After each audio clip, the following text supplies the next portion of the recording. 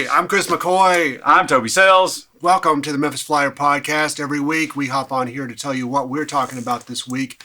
And wow, a lot of stuff to talk about, huh? Yeah, what do we got? There's some developments happening out there in like the Bartlett school system, I think. Is that what you're talking about? You're talking about the new grant they got for... Well, that was great. I'm just kidding. Of course, we know it's been a huge, crazy week for news here in Memphis. We're definitely in the national spotlight.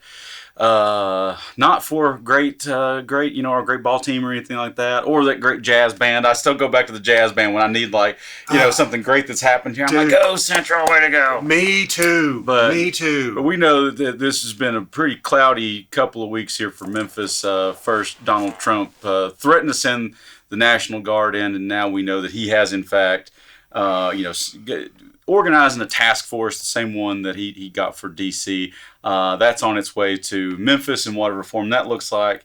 And he's authorized Bill Lee to send in the National Guard here. We don't know at this point what that looks like either. Yeah. I mean, I just don't even know what to say at this point. It's like, it's completely unnecessary. Yeah. We have been we have been talking about crime in Memphis for the last couple of years, and everything. And it's a problem, and it's been a problem, but this is not how to solve it. A lot of really smart folks are saying that once, the National Guard and the FBI roll in, like, criminal activity is going to fall pretty much. And if there's any criminals out there, you're probably smart enough to know that, hey, we're going to wait this thing out, probably. I mean, we got National Guard troops and all this stuff. And then once all that stuff kind of filters away, then, the crime in Memphis will probably come back. And I do believe because we'll still have poverty. Yeah, it's not addressing the root causes. That's right. Yeah, send us a task force to work on our economy here, you know. Better schools. Give the kids something to do after school. Follow the Baltimore model. I don't know if you've been following that, but, Baltimore, which has also been a notoriously high crime place, they made a whole TV series about it. Well, they had like 5 murders in the first quarter this year because they were in the wake of the Freddie Gray killing, I think, which was 2016. They reformed their police, and they sent out violence interrupters whose job it is to unwind people before they start killing each other. Violence interrupters. I know. I like that a lot. But we've seen, and both of us have written about this too. We've seen, stuff like that is like that in Memphis that people are trying, but it's never had the support it needs. Yeah. And it's, I don't know. This is not, the National Guard is not the answer because they're not law enforcement. They're not trained for this. Yeah. And it's just a powder keg, frankly, waiting to happen. I don't know if I recently watched the Devo documentary, and Devo started at Kent State when the National Guard massacred protesters. Wow. And go if you don't know about what happened in Kent State in 1970, go Google it. Yeah. Well, certainly one part I kind of got familiar yesterday with the actual memo that creates the task force, and part of that in there, there's some stuff hidden in there. Federal immigration enforcement is part of what they're going to be doing here. And then also anybody that's just out there kind of making noise, disrupting the peace. But protests are certainly a big part of this. And this task force seems just the total right to go in there and bulldoze any protest, no matter if you went to City Hall and got all the appropriate tags and permits and all the jazz you're supposed to get, So it could have some other consequences there too. And I agree, it's a powder keg. That's what it's really about. Because Trump wants to see a Tiananmen Square. He's wanted it since June of 2020, and he still wants it. Yeah. I almost, as I was reading through this, and so we're here now, a couple of weeks after, and maybe a few days after the formal agreement to send a task force here.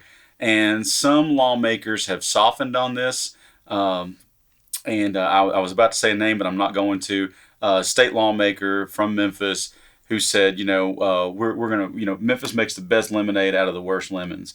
And, we're going to use all the resources available to make this thing positive for Memphis. And I think that's maybe the appropriate look for it right now, right? There's nothing we can do about it. I don't think Paul Young had a choice in this, and so everybody's dogging on him, but I doubt even if he did whatever, I don't think that we could have stopped the Trump train rolling into Memphis, because I mean, he just had his heart set on this. I think probably Governor Lee had his heart set on this, because they want to see the National Guard in a black city.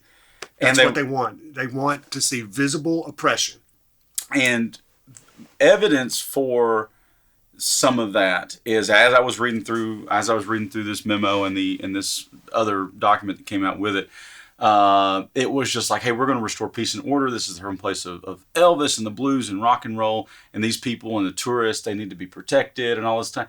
And I was kind of like, okay, all right, what are we doing here? Okay, you know, crime is bad. You know, we all know whatever. So we're going through, and then you get to the tail end of all that good stuff, and it's like, to show the failures of a Democrat-led city. And I was like, oh, God, well, there's Trump right there. There he showed up. You know, there was nothing altruistic about this. Whatever it is to defeat, shame his political foes. No, exactly.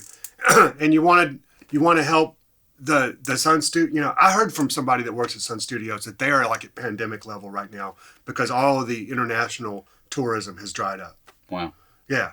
So you want to help the tourism industry in Memphis, then chill with the immigration enforcement. I mean, people who are just tourists on tourist visas are getting swept up in this stuff, and nobody wants to come to the United States anymore. Yeah, and that's hurting us here.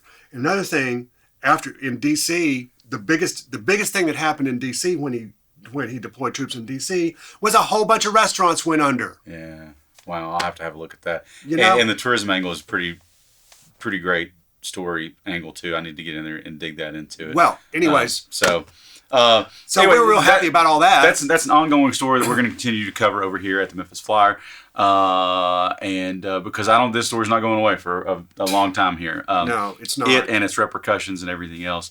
Well, let's hope we get in there and make that lemonade, folks. There's nothing we can do about it. But moving on, if you're so ready to move on.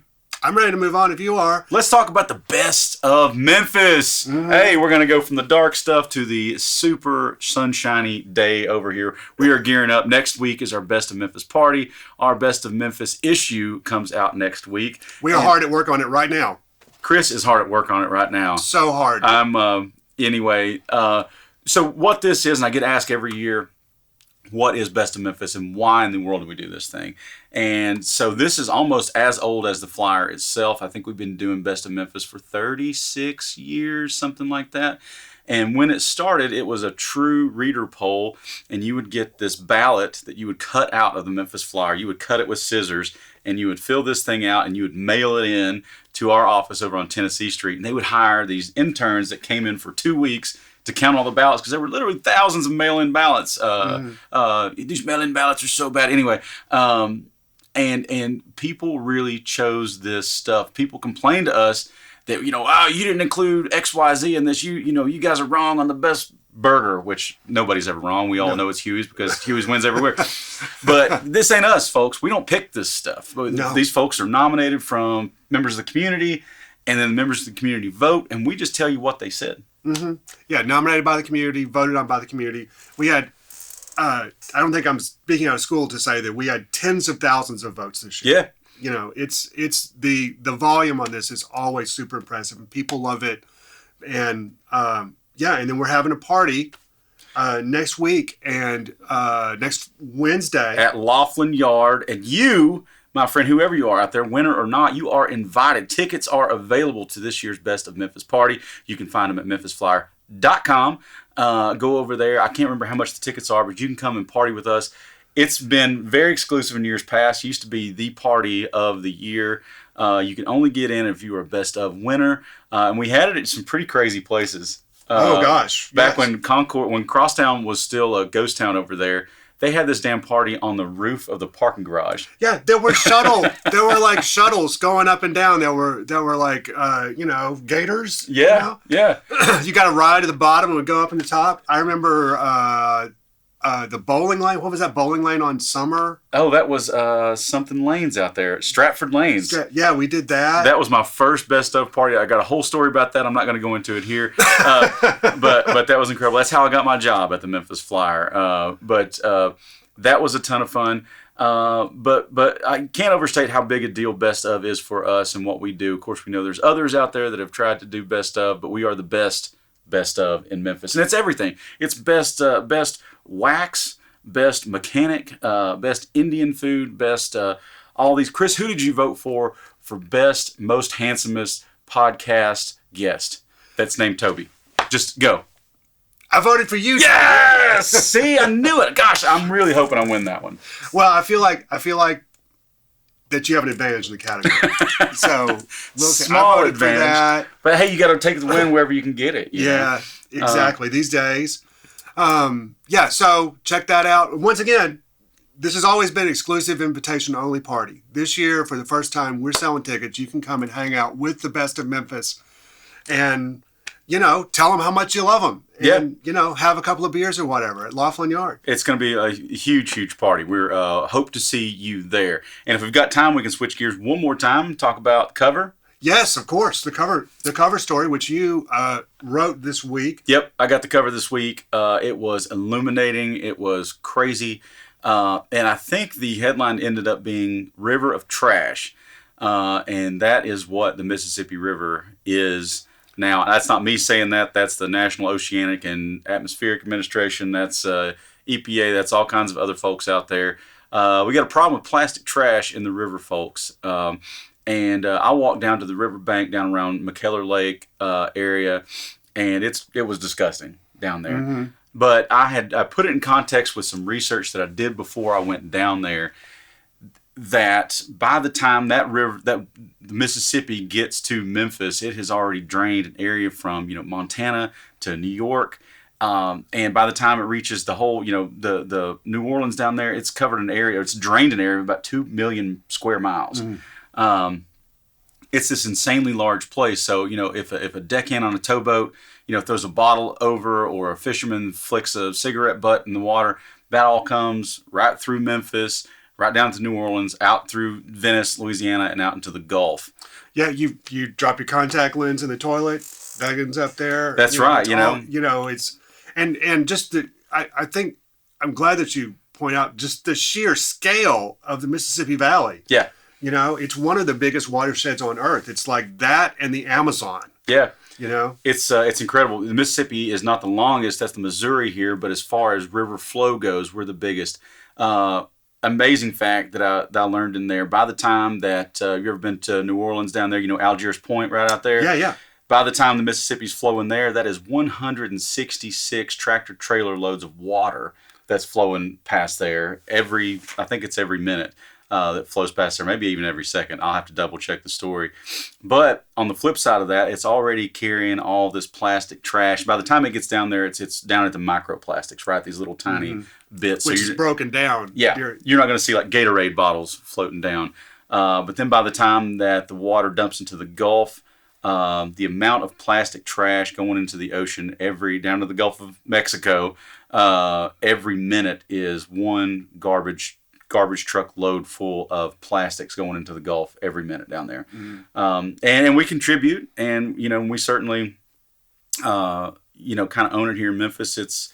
The Mississippi is a huge part of what we kind of not daily life in Memphis, and I had to kind of explore some of that too, like what do we do on the Mississippi, and do we even think it's a problem, because it's just kind of a thing you drive over to get to Arkansas or back home, you know what I'm saying? Yeah. So it was a really, really illuminating story. You got everybody from the UN working on this. There's a group of mayors from up and down the Mississippi that are working on this.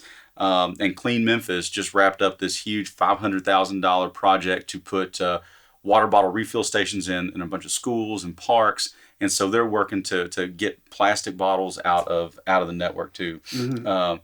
But if you want to help, don't throw your cigarette butt out on Union. If you want to help, don't throw your trash on in Cooper Young, because that stuff, the rainwater comes right into the drain, right out to the river. Think about the dolphins, folks. Yeah, and thank you for the cigarette butts, because the fiberglass in the cigarette filters is a big part of this problem. That is the most counted piece of trash item that's collected in the entire study are cigarette butts. So, hey, Wow. smokers, I dig you. I love you. Used to be one. Think before you just throw that button. I know it's so satisfying, but don't do it. Yeah, maybe vape. Maybe vape. You know, although there's disposable. We're not doctors, folks. We're not doctors. We are not doctors at all. But I saw a thing where a dude was getting the disposable vapes and like recovering old disposable vapes, and so they have like chips in them, you know, in circuit boards, and he managed to host a website on a recovered circuit board from a disposable vape. That's incredible. Yeah. Wow. The next step, of course, the whole thing when they do that, when people do stuff like that, the ultimate is like, can you play Doom on it? Like can you play Doom on a vape? You know. The answer is yes. The answer is always yes. Yeah. Innovative American technology. What have you been working on, That's Chris? what we do. Well, I watched Spinal Tap II this week, and you know, I love a huge Spinal Tap fan. A huge fan of the mockumentary genre in general. The first movie I ever made myself was a music mockumentary that was called Auto Music Can Do No Wrong, and it was like sort of based on it was an extrapolation of Spinal Tap in that, you know, Spinal Tap made fun, the original Spinal Tap from 1980, I believe, or 81. It made fun of like The Song Remains the Same, which I recently watched it. It is ridiculous. And The Last Waltz and like Woodstock and all that stuff. So when I did Auto Music years later, I was like, okay, what have they not? What's happened since then in this space? So I did like Rattle and Hum and Purple Rain was like what we were making fun of. But Spinal Tap, the original, Christopher Guest, Michael McKean, Harry Shearer, you know. They sort of invented this genre of the improvisational comedy because there was no script for Spinal Tap. There was just like a series of like this is the setting, and we're gonna bump these characters together and see what happens. Fun, right? Because there was no script, and there is, which is also available. There are outtakes. There is outtakes in Spinal Tap that is longer than the actual film. Wow! Like the outtake reel is, and it's just as funny. Sure. You know, they had to, but so they invented an entire subgenre of film, and Christopher Guest like Best in Show, you know, which is the same techniques, A Mighty Wind, you know, and which I love. It's all about folk music. It's incredible. Yeah. I love that. You know, they used to open for themselves.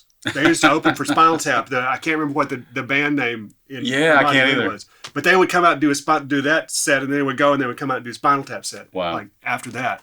So, and you might ask yourself, why has there not been a sequel until now for Spinal Tap? And the answer, as always, is litigation. Extreme litigation that went on for... I thought they didn't want to like muck up the first one, which is a masterpiece.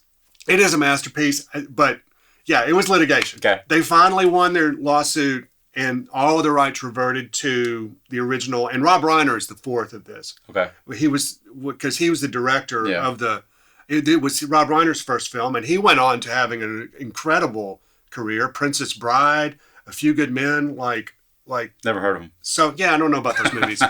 We don't watch movies here. But so I went in, and I went into Spinal Tap 2 with my expectations in check because these guys are in their 60s and 70s now, and it was fun to go and hang out with these characters again. The setup is they are contractually obligated to do one final show, and so they do it in New Orleans, and it was all filmed in New Orleans. And it's funny, but it doesn't have that edge that the original had. But I mean, you can't.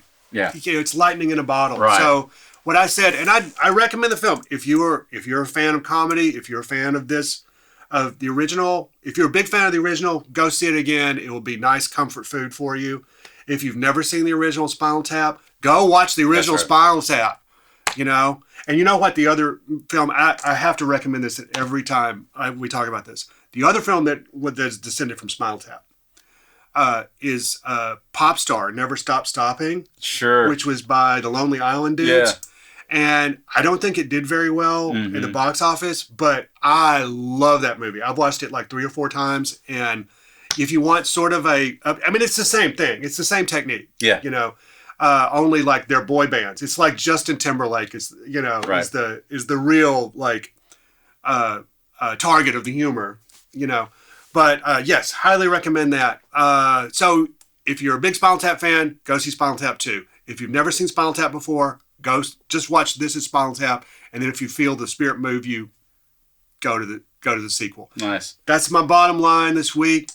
Well, I don't know. We're gonna stay strong, I guess. Yeah, We'll we're Memphis. We're gonna muddle through all this stuff, and we're gonna We see what's always gonna. We muddle always do, and it's gonna be, you know, all the agencies involved there. We'll see how grown up this whole thing is gonna be as we get there. But yeah, folks, let's. We got some lemons. Let's make lemonade. Maybe see some lasting change. I'm not getting my hopes up too much, but let's be good. Let's be good at it, and take a beat, take a breath, and it'll all be all right. And we will see you at Best of Memphis. Come to Best of Memphis, y'all. Bye. Bye-bye.